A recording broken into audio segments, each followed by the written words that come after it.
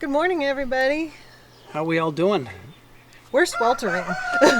You know, it rained for a week, and then look what happens. The sun comes out and bakes off the water. It's like a sauna. It is like a sauna. So today, we're going to do something different We want to tell you a story. about how I lost weight. Okay, I'm not. When we got here, we kept hearing from all the people that had been around this area for a long time about these strange activities that happened here in Mena back in the 1980s. And we did some digging around to see if they were true. And what we found was far more in-depth and intriguing than what we had heard from anybody. Then you all may know already, but for those who don't, sit down and grab a box of popcorn and help me shoo the flies away. In that Montana wave, hey, hey, hey. So we hope you enjoy it. This is something a little bit different.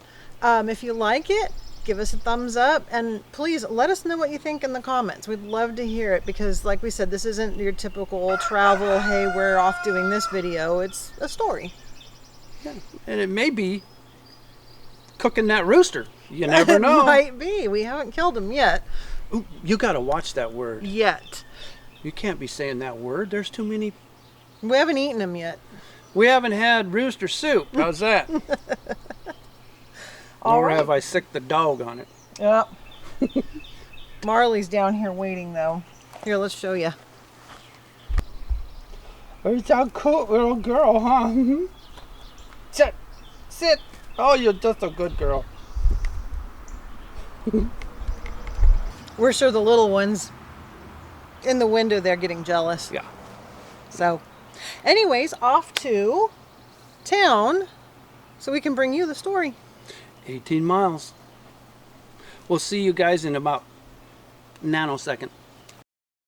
Located roughly 160 miles west of Little Rock, the small town of Mena, Arkansas is perhaps best known for its restored 1920s railroad depot. Not much happens in this little town of about 5,500 people, but that wasn't always the case. In the 1980s, Mena was home to one of the largest drug running operations in U.S. history. And the kicker? It was apparently sanctioned by the U.S. government. In various ways, the Mena operation touched on 3 different U.S. presidents. It all centers around the Mena Intermountain Municipal Airport and a pilot named Barry Seal. Seal, a former TWA pilot and Baton Rouge native, smuggled drugs from Colombia into the United States for years. In 1981, he moved his base of operations from Baton Rouge, Louisiana, to Mena, Arkansas, after feeling pressure from the local law enforcement.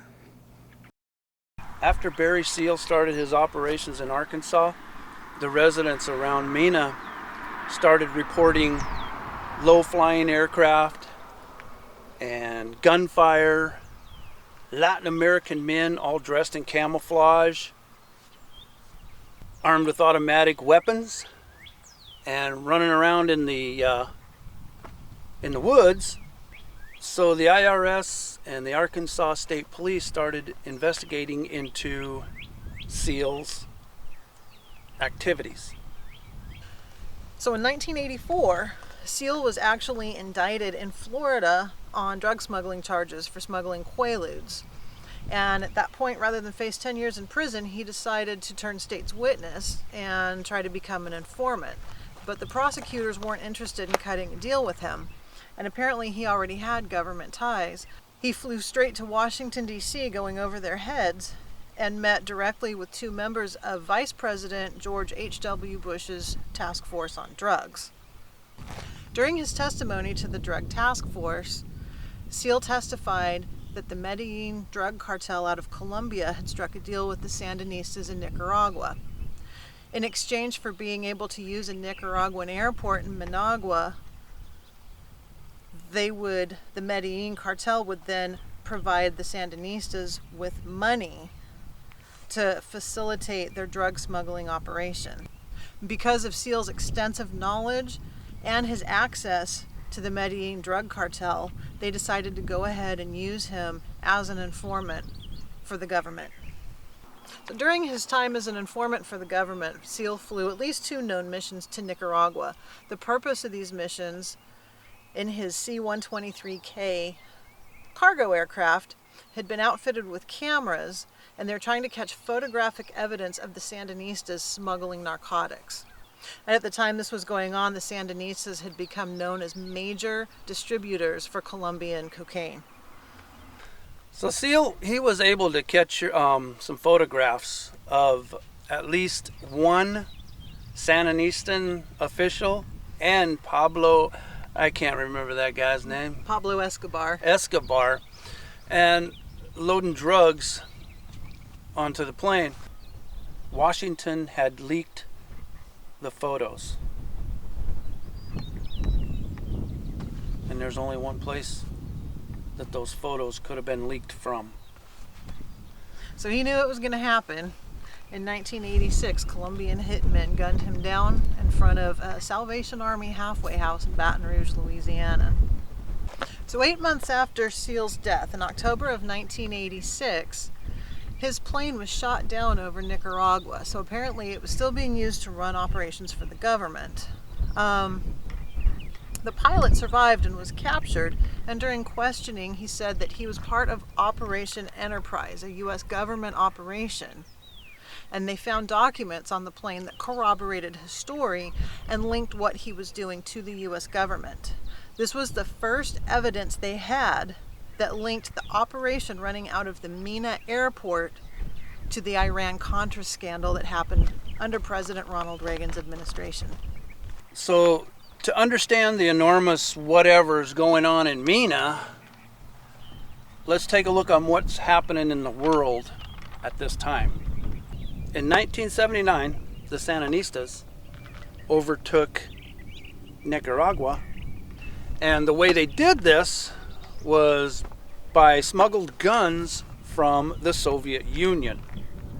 After taking over Nicaragua, they started spreading their violence in Honduras, Nicaragua, and what's that other place they did it? Mexico. Mexico, that's right. So as we mentioned, Ronald Reagan was the president while all this was going on.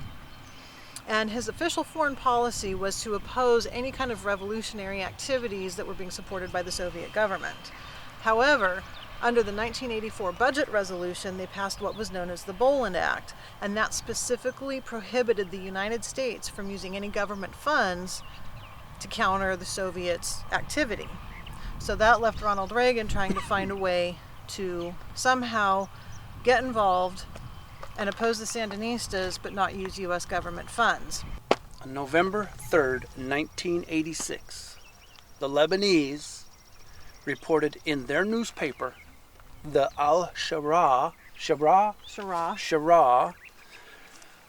that the U.S. government was selling guns and weapons, I guess it would be the same, guns and weapons, to Iran. The U.S. government got word and seized all operations in Mena, Arkansas. Imagine that. Once the story broke, they split. Yeah. And nobody knows anything about this. Let's cover it up. Let's put a blanket on it. So prior to his death, Seal reported to the Senate committee at the height of his smuggling, he was bringing in 1,000 pounds of cocaine a month and earning anywheres to $700,000 to $800,000 a year. That's a lot of money. Mm-hmm. That's a lot of our money that we could be using, no? That's a lot of drugs coming through this little airport. Yeah, that's a lot of drugs. And did they take Mena to be a stupid hick town? Yes. I mean, this airport, we've only seen one helicopter come in, and we've been here for an hour at least. And I have come through Mena and never seen an airplane fly on this runway. Whether they do or not, I don't know. But how stupid did they think they were to start flying plane after plane after plane? Oh, hell, them guys is just dumb hicks from Mena, Arkansas never understand what they're going on out here. So based on what we've learned, it's believed that Mena became the center point for one of the biggest drug smuggling operations in U.S. history. And that during the time Seal was running his flights in and out of Mena, an estimated $5 billion That's with a B. worth of drugs flowed through this little town. And so we mentioned how could you fly through this airport and nobody noticed? Well, people did notice. There was an IRS investigator, there was the Arkansas State Police, and the local sheriff. All of them started investigations into what was going on here, and every single time they started to investigate, they were stonewalled in some way. Oh, nothing to see here. Just turn your head, walk on by. Ain't nothing to see. According to a former IRS investigator who worked on the case, a money laundering case was built and presented to the United States Attorney in 1985. The U.S. Attorney officials reportedly failed to issue subpoenas, discredited witnesses, and presented the wrong charges to the grand jury. So one grand jury member was so outraged by what was going on, she broke confidentiality and spoke publicly. And she said that many of the jurors felt like something was going on. She's dead now. And they felt that there was some kind of government cover-up involved. Then in 1987, the IRS investigator was supposed to testify in front of Congress to what he had learned about what was happening here in Arkansas. But 2 days before he gave his testimony, IRS attorneys working in conjunction with the U.S. Attorney from Western Arkansas reinterpreted the grand jury's secrecy rules and therefore rendered most of his testimony and evidence unpresentable. So the IRS attorney also tried to pressure the investigator into lying, committing perjury before Congress by telling him to say that he was unaware of a bribe that had been offered to then Attorney General Edwin Meese. But the investigator refused to lie to Congress. Then in 1992, when Bill Clinton was running for president of the United States, there was increased interest again in this whole case out of Mena, and there were several FOIA requests, Freedom of Information Act requests that they knew were going to be coming in. So the IRS investigator was ordered to purge all files relating to Barry Seal from the U.S. Attorney's Office in Arkansas. Despite all of the cases that were brought up against Seal for money laundering, Drug smuggling, they were dropped because of state officials and state local law enforcement. Everything was dropped. And there's nothing that's been officially confirmed, but it's believed that 9 separate cases spanning 10 years were all dropped because they were afraid if they went forward with prosecution that they would inadvertently be leaking national security information. So really, that's just a kind of a high-level overview of the story. There's a lot more to it. It's really interesting. There's plenty of information online. There's books that have been written about it. And there's also 2 movies that have been made about the life of Barry Seal that include this whole story of Arkansas. One of them is called American Made with Tom Cruise. Then there was a made-for-TV movie called Double Crossed with Dennis Hopper in it, and that was a cable TV program.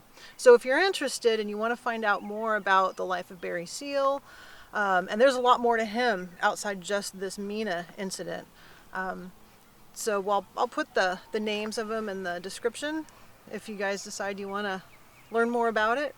But we thought it was a pretty interesting story, and so much bigger than what we had heard. You know, we heard, oh yeah, there was drug and gun smuggling out of the Mena airport, and then we got looking into it, it was like, holy cow, this is all related to the whole Iran-Contra scandal that happened in the 80s. I mean, it's massive.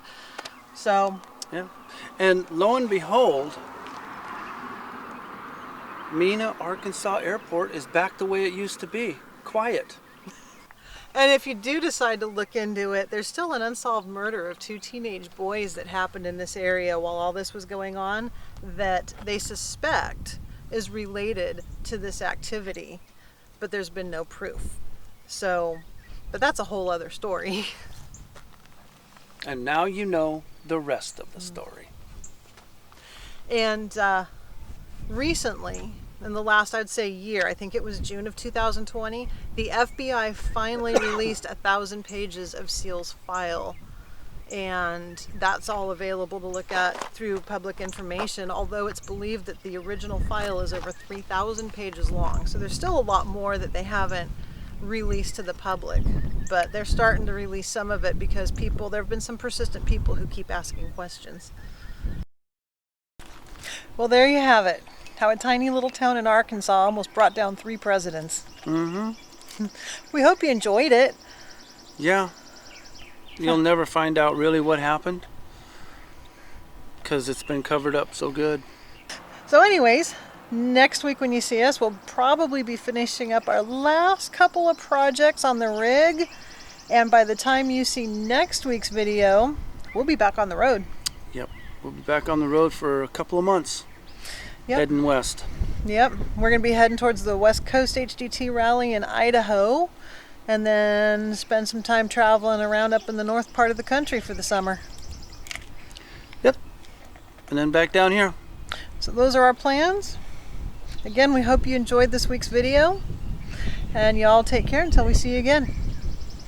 And remember, always trust your government.